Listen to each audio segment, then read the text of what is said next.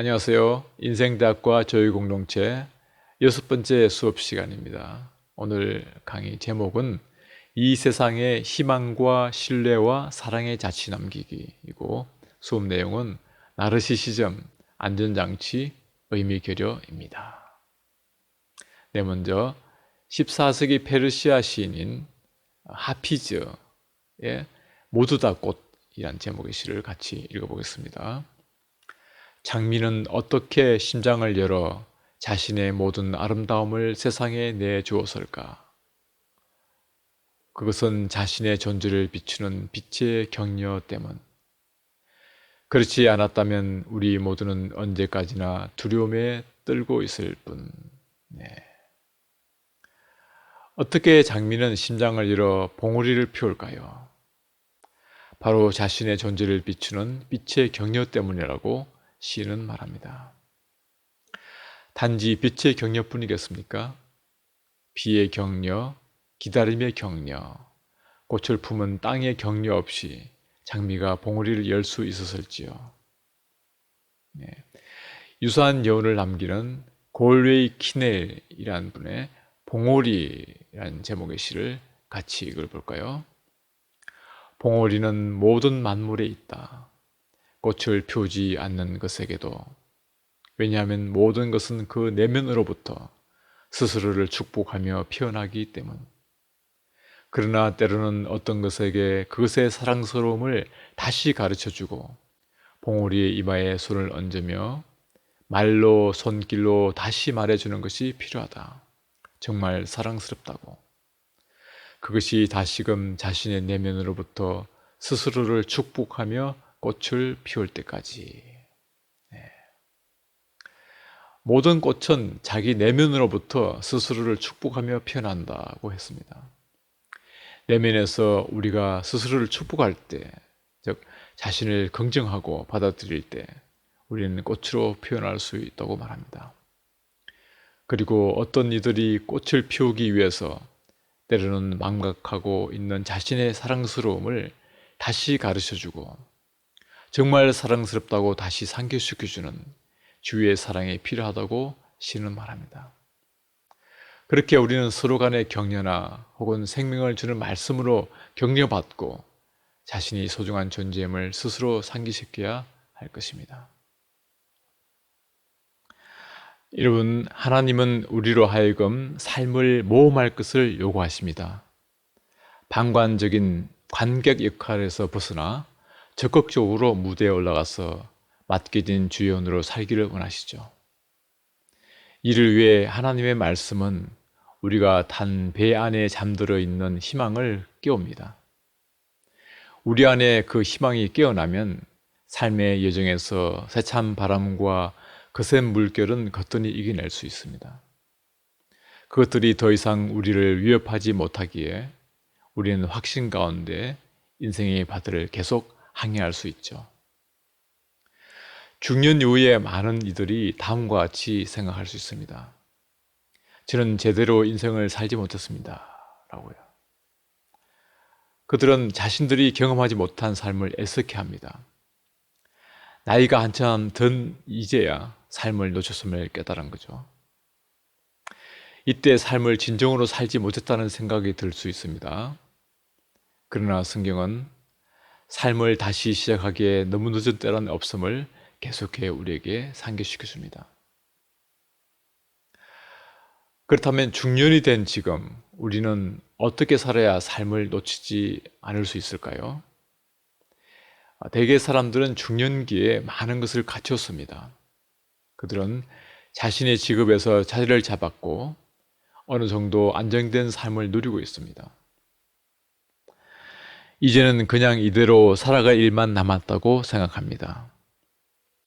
무엇인가 새로운 게 아직은 더 있으리라고 희망을 품지 않습니다. 그들에게 남은 것은 별일 없이 사는 것뿐입니다. 자신과 자신의 현재 지위를 지키는데 에너지를 쏟습니다. 물론 이와 대조적으로 어떤 이들은 여전히 많은 일을 하기도 합니다. 그러나 그들의 일에는 비전이 없습니다. 과연 이게 삶에서 내가 바라는 전부인가 하는 회의가 들어도 그들은 많은 일을 하면서 그 일을 통해 그러한 회의를 덮어버리죠. 나는 누구를 위해 또 무엇을 위해 이 모든 걸 하고 있는가? 내가 하는 일은 의미 있는 일인가?와 같은 삶의 의미에 대한 의문이 들 수도 있습니다. 그러나 그들은 일로 달아나며 거기로 피해버리죠. 네, 신비주의자 요하네스 타울러는 일찍이 14세기에 그런 영적 배부름에 주목하였습니다.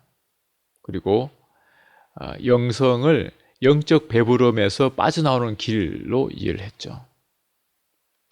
타울러에 따르면 하나님은 갖춘 게 너무 많은 사람, 지위가 높은 사람, 가문이 좋은 사람, 성공을 이룬 사람을 궁지에 몰아서 그 사람으로 하여금 새롭게 일어나 진정한 삶을 살게 하십니다. 타울러는 되찾은 은전의 비유를 그런 의미에서 해석하죠. 네, 어떤 여자에게 드라크마 10립이 있는데 그가 그 가운데 하나를 잃으면 등불을 켜고 온 집안을 썰며 그것을 찾을 때까지 샅샅이 뒤지지 않겠느냐. 그래서 찾으면 벗과 이웃 사람을 불러 모으고 말하기를 나와 함께 기뻐해 주십시오. 잃었던 드라크마를 찾았습니다. 할 것이다. 타울러는 하나님을 무언가를 찾고 있는 부인에 비유합니다. 하나님은 삶에서 과도하게 갖춘 사람, 모든 게 명확하고 모든 게 애정대로 흘러가는 사람에게서 잃어버린 언전, 잃어버린 중심, 곧 하나님 당신께서 그 사람에게 만들어 주었지만 잃어버린 모습을 찾으십니다. 그 사람은 자신의 참된 본질에 부합하지 않는 모습과 자신을 동일시하고 있죠. 그 사람은 주위에서 전해받은 모습, 곧 성공한 남자나 행복한 여자의 모습에 만족합니다. 사람들과 원만하게 지내는 유쾌한 사람, 혹은 자신을 잘 가꾸는 매력적인 사람의 모습에 만족하죠. 그러나 그 사람은 하나님께서 만들어준 본래 모습을 간과하고 있습니다. 그 모습을 찾기를 그만둔 거죠. 하나님은 무언가를 찾는 부인처럼 행동하실 것입니다. 그 부인은 잃어버린 언전을 찾으려고 장롱을 옮기고 의자를 책상 위로 올립니다. 바닥도 싹 치웁니다. 그렇게 그분은 많은 것을 갖춘 사람을 궁지와 위기, 내적 곤경에 몰아넣습니다. 하나님은 그 사람을 공경을 통해 영혼 깊은 곳으로 이끄시죠. 그분은 그 깊은 데서 언전을 찾아내십니다. 당신께서 그에게 만들어준 유일무이한 모습을 도로 찾으십니다. 그리하여 중년기에 이르러 곤경에 처한 그를 그 유일무이한 모습과 접촉하게 만드십니다. 많은 사람이 중년기의 위기에 빠지죠. 그런 다음 새롭게 길을 낳습니다. 그렇지만 중년기의 내면에서 참된 자기를 찾기를 거부하는 사람들도 적지 않습니다. 그들은 자신이 갖춘 것에 만족하죠. 그 사람들은 가구가 잘 정비된 방에 살고 있습니다. 그래서 내적 중심을 찾기 위해 방을 송두리째 청소해야 하는 수고를 끓이게 됩니다. 그러나 그런 삶에는 헛됨이란 뒷맛이 남습니다. 그 뒷맛은 예언자 학개의 말씀에서 느낄 수 있습니다. 학개서 1장 6절 말씀입니다. 너희는 씨앗을 많이 뿌려도 얼마 거두지 못했으며 먹어도 배부르지 못하며 마셔도 만족하지 못하며 입어도 따뜻하지 못하며 품꾼이 품삯을 받아도 구멍난 주머니에 손을 넣음이 되었다. 이 대목은 중년기에 많은 것을 갖춘 사람에게 적용될 수 있습니다. 그 사람은 많은 일을 합니다. 그러나 그 일은 진정한 열매를 맺지 못하죠. 그 일은 자신을 행복하게 해주지도 않습니다. 먹어도 진정으로 배부르지 않습니다. 그의 영혼은 줄여 있습니다. 당시 바벨론에서 돌아온 이스라엘 백성들은 이렇게 생각했습니다. 우리는 너무 가난해서 성전을 지을 수가 없어. 그런데 학계 선지자는 그들에게 답합니다. 너희가 성전을 짓지 않아 가난한 것이다 라고요. 한편 중년기에 많은 것을 갖췄지만 이렇게 말하는 사람은 삶을 놓친 사람들입니다. 내가 해낸 게 자랑스러워 이제는 충분히 쉬어도 되겠지라고요. 그런데 그들은 손에서 일을 놓고 쉴 뿐 아니라 자신의 발전 과정에서도 멈춥니다. 그들은 계속해서 발전하기를 거부하는 것입니다. 사람들은 흔히 내적 침체를 외적 행동을 통해 슬쩍 넘어갑니다. 사람들은 이 이벤트에서 저 이벤트로 옮겨 다니죠. 그러면서 자신이 다양한 활동에 관심이 있는 사람이라는 인상이 들게 합니다. 그러나 그들의 영혼은 더 이상 활발히 움직이지 않습니다. 그들의 영혼은 멈춰서 있습니다. 삶의 에너지를 잃은 것이죠. 삶의 에너지는 중년기의 도전에 맞서야만 되찾을 수 있습니다. 이를 위해서는 내면을 향해 길을 떠나야 하며 삶의 남은 절반을 위해 새롭게 의미를 찾아야 합니다. 그리고 자신이 이 세상에 어떤 자취를 남기고 싶은지 깊이 살펴봐야 합니다. 고령임에도 직접 몸을 움직이며 더 신중하고 의식적으로 살기 시작한 사람들이 적지 않습니다. 그들은 사람들과 즐겁게 어울리고 다른 이들에게 존경을 받으며 80세가 넘었지만 새로운 것을 체험하려 합니다. 강의를 들을 뿐 아니라 실습도 직접 하고 다른 사람들과 대화를 나누며 마음도 엽니다. 그들은 젊은 사람들에게 희망의 표지입니다. 그들은 삶의 에너지가 넘치는 모습을 보여주죠. 그러나 놓쳐버린 삶, 살아보지 못한 삶에 고정되어 있는 노년들도 만날 수 있습니다. 그들은 자신의 과거를 한탄합니다. 자신이 삶을 제대로 살지 못하게 만든 사람들을 비난합니다. 어떤 여성들은 그저 자녀만 위해 살았다는 생각을 가지고 있습니다. 또한 어떤 여성들은 남편들이 성공의 사다리에 더 높이 오르도록 부지런히 내조만 했습니다.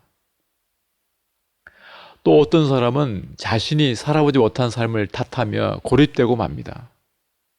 한탄이나 비난을 언제까지 들어줄 사람은 없기 때문이죠. 살아보지 못한 삶을 슬퍼하지 못하고 그래서 그 삶을 새로운 삶의 에너지로 바꿔놓지도 못합니다. 그들은 그 책임을 남들 탓으로 돌리면서 놓쳐버린 삶에 고정되어 있죠. 또 어떤 사람은 이렇게 고백합니다. 학창시절 나는 지나치게 순응했습니다. 그저 순탄하게 나아가는 게 내게는 더 중요했죠. 나는 부모님과 거리를 두고 반항도 하면서 내 정체성을 찾는 것을 못했습니다. 라고요. 그런 사람들은 말합니다. 나는 대학 전공을 선택할 때에 내게 맞는 것이 무엇인지 알기 위해 내면의 소리에 전혀 귀 기울이지 않았습니다. 가능하면 부딪히지 않는 길로만 가려 했죠. 직업을 택할 때도 그랬습니다. 떠밀리듯 살아갔고 나 자신에게는 귀 기울이지 않았습니다. 나는 내가 원하는 방향으로 기차를 갈아탈 기회를 놓쳤습니다. 이에 대해 우리는 베세다의 눈먼 이를 고친 이야기에서 예수님의 대답을 찾을 수 있습니다. 예수님의 일행이 베세다에 이르자 사람들이 한 눈먼 이를 데리고 와서 예수님께 고쳐달라고 간청하였습니다. 그런데 예수님은 오직 그 눈먼 이와 함께 있으려고 그를 마을 밖으로 데려나갔습니다. 그리고 그의 두 눈에 침을 발라 고쳐주셨습니다. 그런 다음 예수님은 그를 집으로 보내며 마을에는 들어가지 말라고 말씀하셨습니다. 왜 그렇게 하셨을까요? 눈먼 이는 그를 보고 놀랄 마을 사람들에게 가지 말아야 합니다. 그는 혼자서 가야 합니다. 그래야 자기 내면에서 새로운 시각을 얻어낼 수 있기 때문입니다. 자신의 삶을 산다는 것은 때로는 혼자서 길을 걷는 것을 뜻합니다. 다른 사람들과 늘 붙어 산다면 그들의 시각에 쉽사리 의존하게 되죠. 예수님이 우리의 눈을 열어주는 것은 우리가 자신의 삶을 자신의 눈으로 바라보게 하기 위해서입니다. 새로운 시각을 가지려면 그 마을로 들어가지 않는 것, 곧장 사람들을 찾지 않는 것이 중요합니다.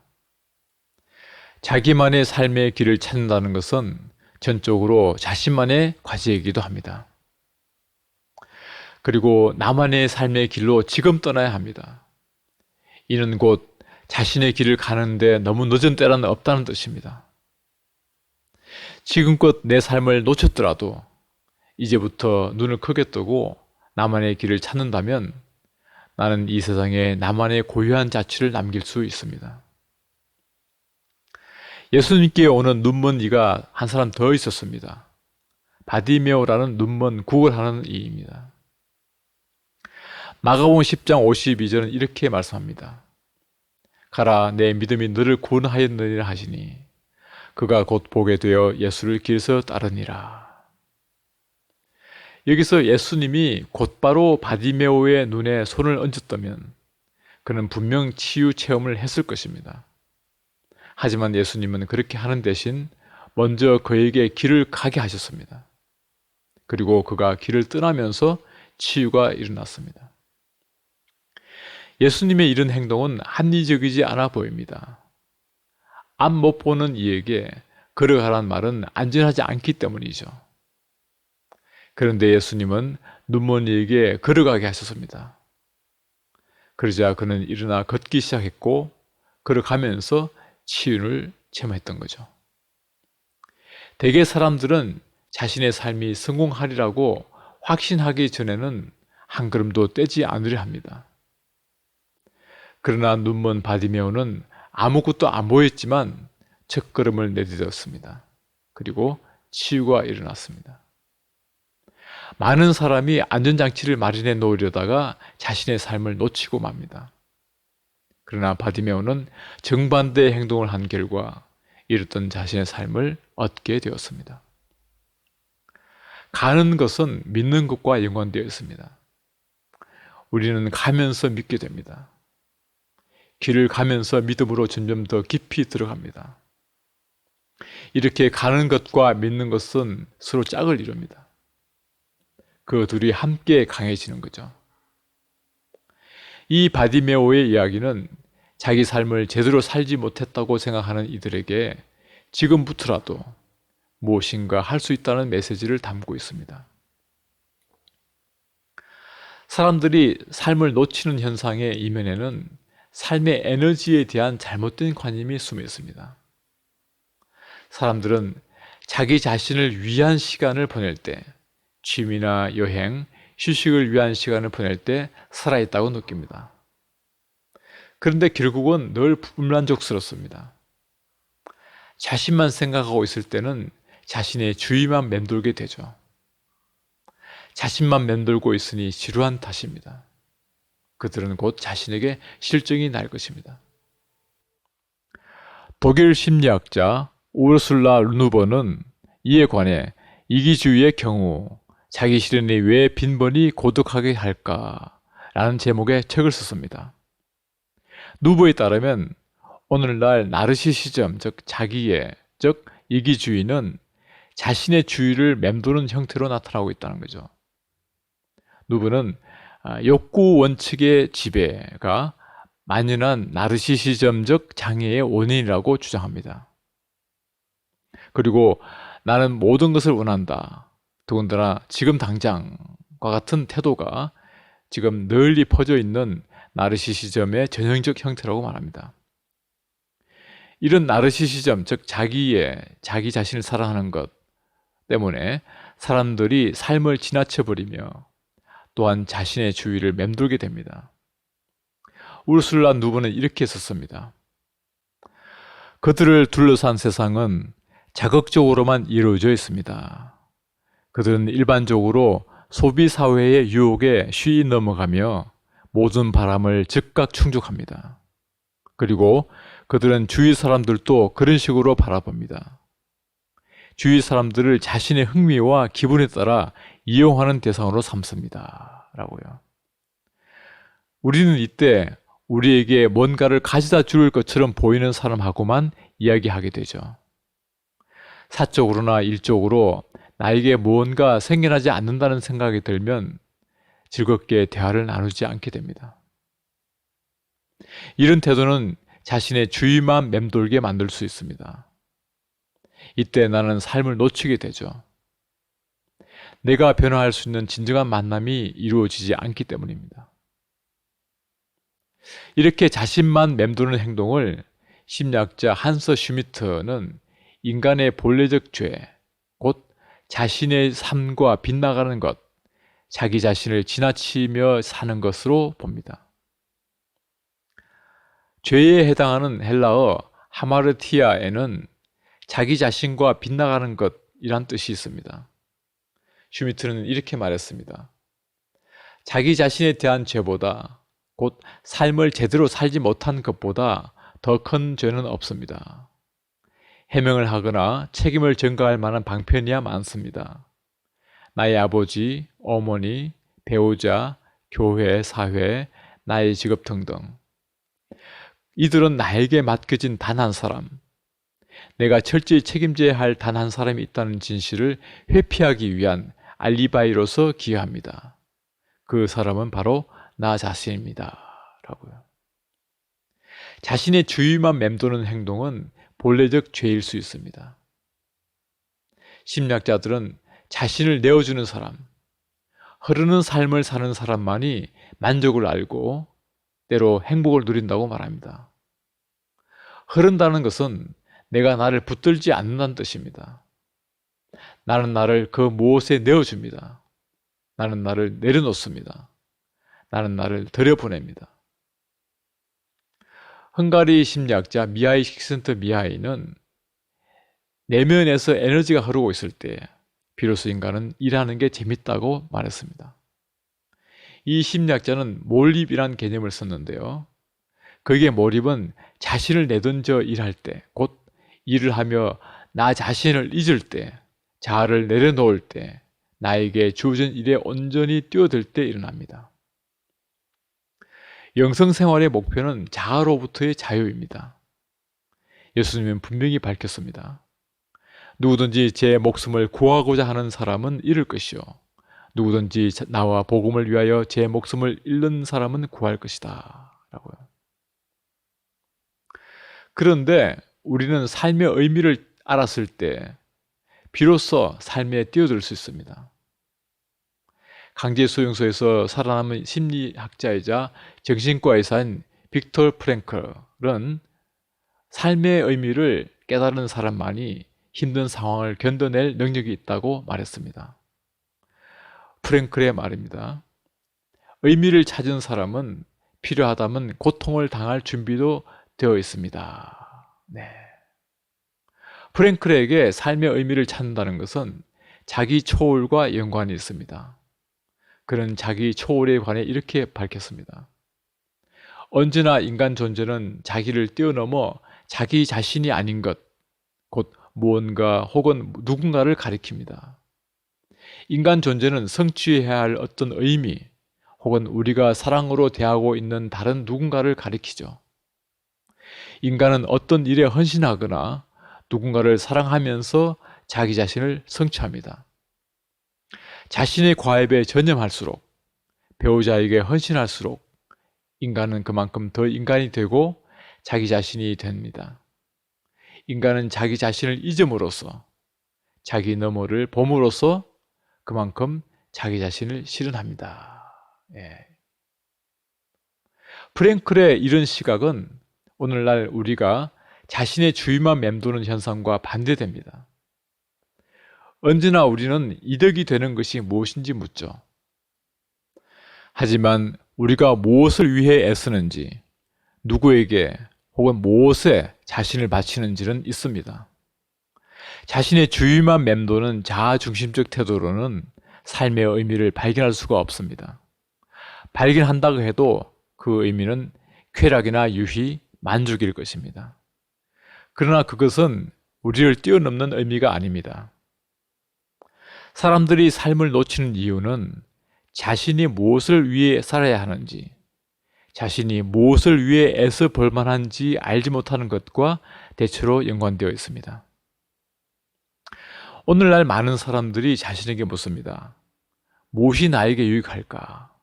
어떻게 해야 행복해질까? 무엇이 나를 행복하게 해줄까? 많은 사람들이 그런 물음을 던지며 자신의 안녕에 집착하지만 결과는 역설적입니다. 자신의 행복을 맴도는 사람들이 행복과 가장 거리가 멉니다. 이는 외적 상황으로부터 행복을 기대하기 때문입니다. 경험적으로 보면 가장 행복한 사람은 자기 자신을 잊을 수 있는 이들, 다른 사람을 받아들이는 이들, 다른 사람을 행복하게 해주는 이들입니다. 빅터 프랭클이 의미를 언급할 때 거기서 의미란 내가 투신하는 그 무엇, 나 자신을 잊게 하는 그 무엇, 나를 넘어 밖으로 나가게 하는 그 무엇입니다. 성경은 우리 자신을 뛰어넘는 이 의미를 파견이라 표현합니다.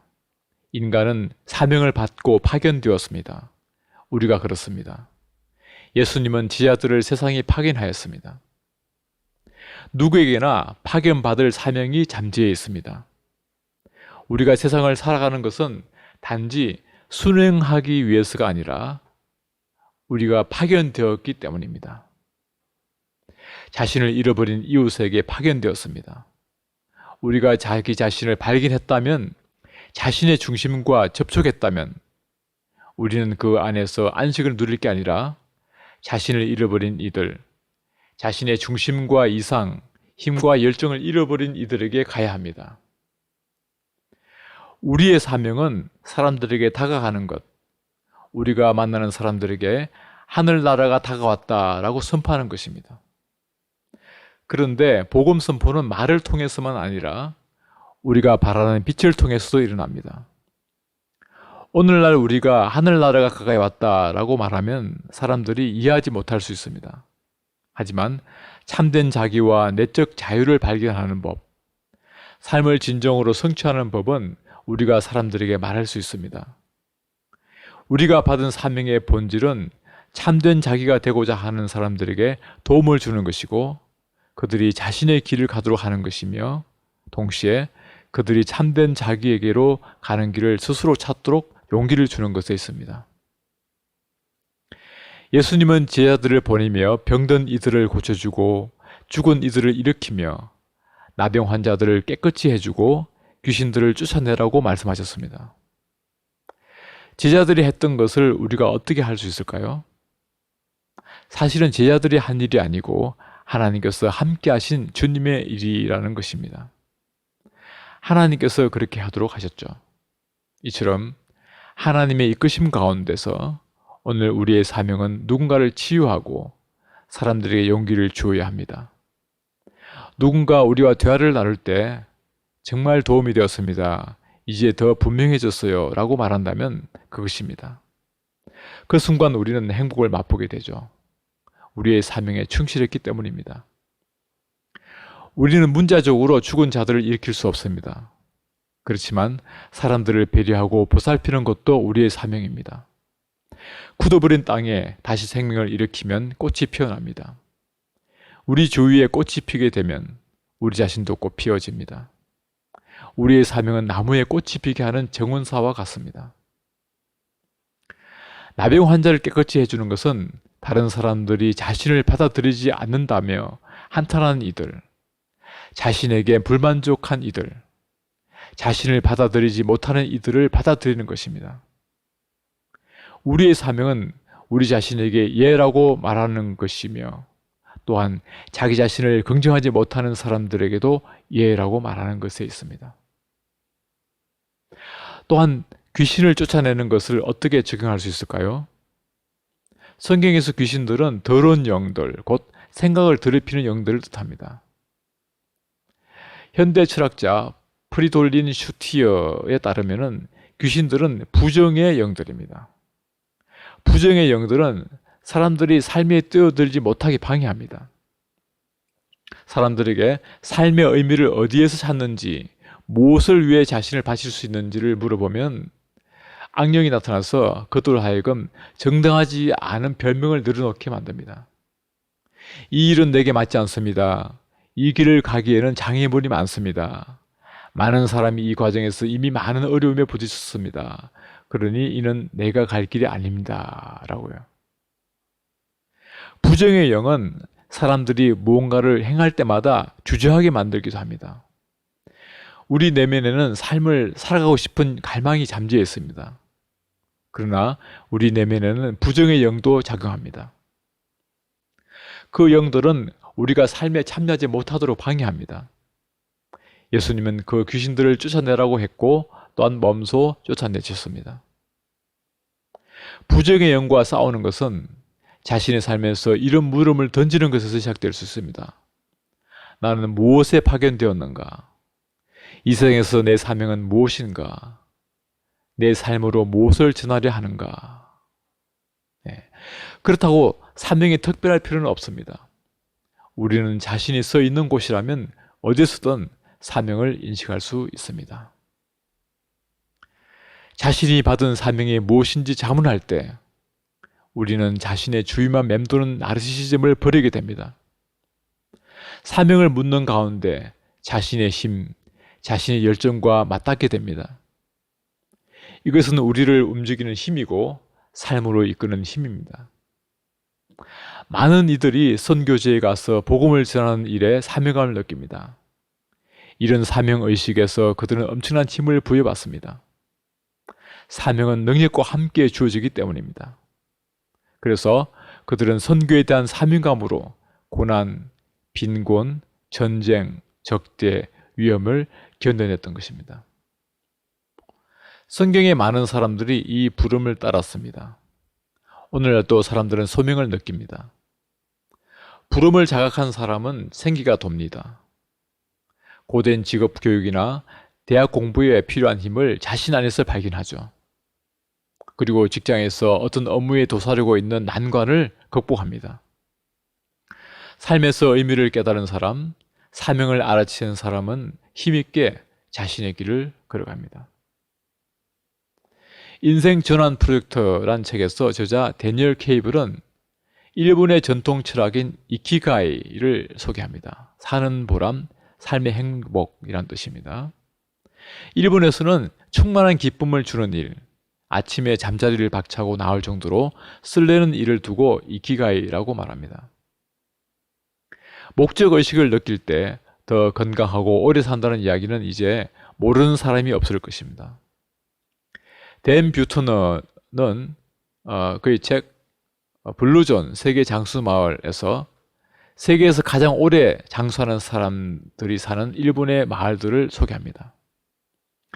뷰터너는 오키나와 사람들의 장수 비결에는 이키가이 철학도 한몫한다고 믿습니다.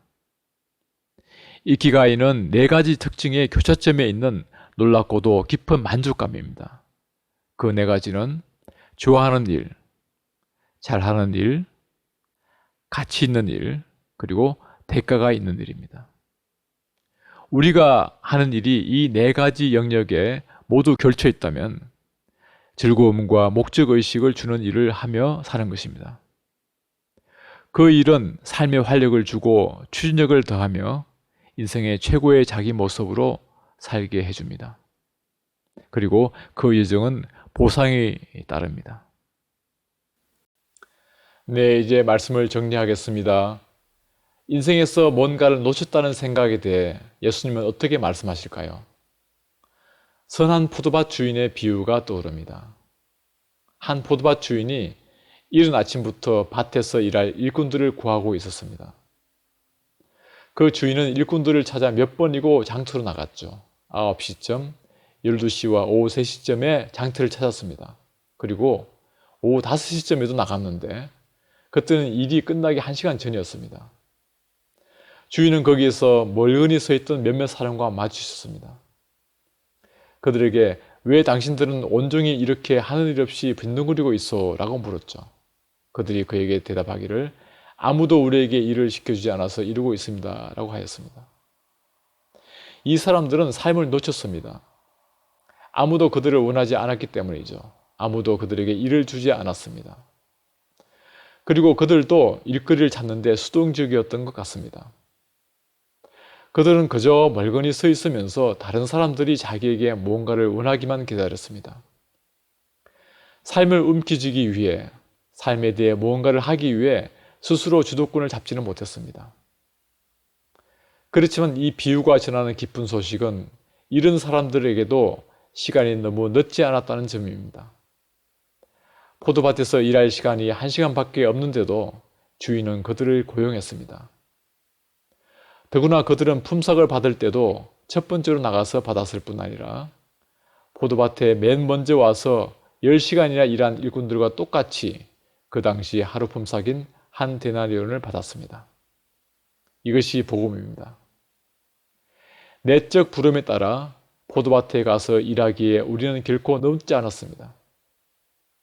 놓친 것을 다시 시작하기에 결코 늦은 때란 없습니다. 왜냐하면 하나님의 부르심이 우리 생의 끝까지 주어진다는 것과 우리의 품삯은 우리의 한 일의 때와 양에 따라서가 아니라 하나님의 은혜로 풍족하고 온전히 주어지기 때문입니다.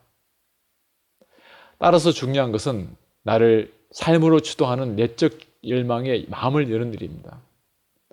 우리는 근심에 잠겨 침울해야 할 게 아니라 이제는 내적 부름에 주저함 없이 따라야 합니다. 그러면 하나님께서 나에게만 허락하신 나만의 삶을 살게 될 것입니다. 이상 강의를 마칩니다. 수고하셨습니다.